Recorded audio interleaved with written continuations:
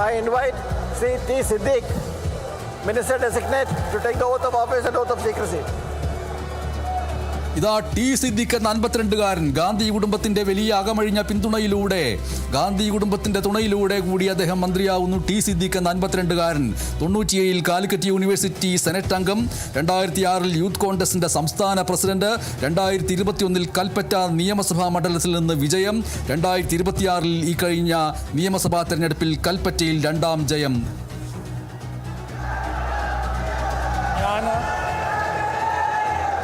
T Siddique എന്ന ഞാൻ നിയമം വഴി സ്ഥാപിതമായ ഭാരതത്തിൻ്റെ ഭരണഘടനയോട് നിർവ്യാജമായ വിശ്വസ്തതയും കൂറും പുലർത്തുമെന്നും ഞാൻ ഭാരതത്തിൻ്റെ പരമാധികാരവും അഖണ്ഡതയും നിലനിർത്തുമെന്നും ഞാൻ കേരള സംസ്ഥാനത്തെ ഒരു മന്ത്രി എന്ന നിലയിലുള്ള എൻ്റെ കർത്തവ്യങ്ങൾ വിശ്വസ്തയോടും മനസാക്ഷിയെ മുൻനിർത്തിയും നിർവഹിക്കുമെന്നും ഭരണഘടനയും നിയമവും അനുസരിച്ച് ഭീതിയോ പക്ഷപാതമോ പ്രീതിയോ വിദ്വേഷമോ കൂടാതെ എല്ലാ തരത്തിലുള്ള ജനങ്ങൾക്കും നീതി ചെയ്യുമെന്നും ദൈവത്തിൻ്റെ നാമത്തിൽ സത്യം ചെയ്യുന്നു.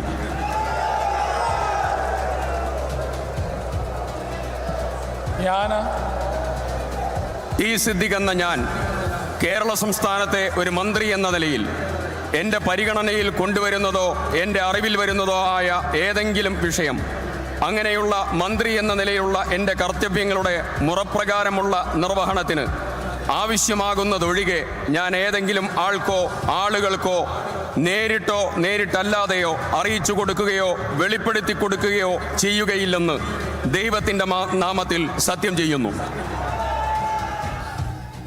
ടി സിദ്ദിഖിന്റെ മന്ത്രിയായിട്ടുള്ള ആദ്യത്തെ ഊഴമാണ് ഇത്. കൽപ്പറ്റയിൽ നിന്നുള്ള ജനപ്രതിനിധിയായ ടി സിദ്ദിഖ് സത്യപ്രതിജ്ഞ ചെയ്ത് അധികാരം ഏറ്റെടുത്തിരിക്കുന്നു.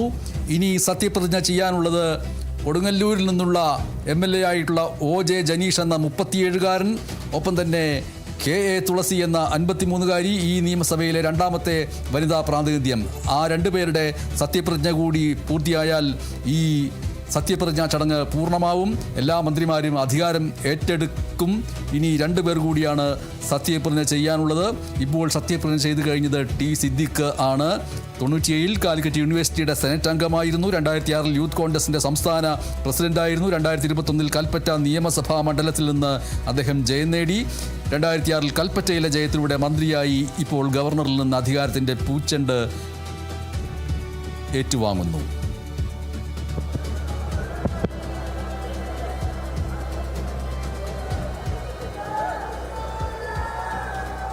I invite Srimati K.